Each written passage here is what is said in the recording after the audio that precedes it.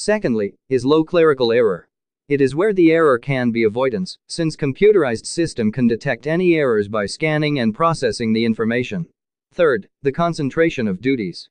As computer programs perform more than one set of activities at a time, thereby concentrating the duties of several personnel involved in the work. Next one is shifting of internal control base. Application system development control and system software control are designed to provide reasonable assurance that both are the system that acquired or developed in an authorized and efficient manner.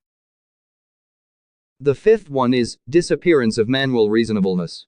It is an effort where a focused computer system are created by either deleting or managing the manual operations. Sixth is the impact of poor system. It is where proper care has to be taken to switch the manual operations that computerized system to avoid any unnecessary harm and ensure quality standard performance. Next is exception reporting. It is summary report which identify events that outside the scope of what are considered in normal range. While the strength, it is a selective with recognition effectiveness of information. And lastly, is man-machine interface. It is ensure maximum effectiveness of information system where the information presented to used and determined whether it is necessary to achieve through a careful analysis of the job. Move to the next subtopic, which is assessing risks of information technology. Lack of transaction trail. Audit trail may available for the short period or not in the form of computer-readable form.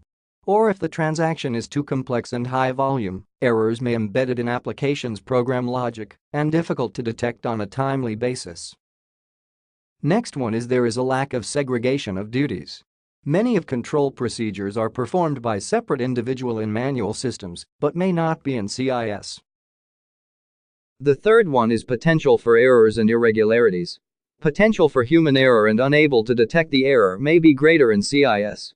Also, the potential of unauthorized access to data without visible evidence may be greater in CIS than manual system. Fourth, initiation or execution of transaction.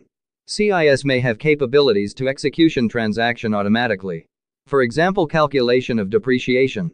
The authorization for transaction is not available. Next, there has a lack of visible output. Certain transaction or result may not be printed.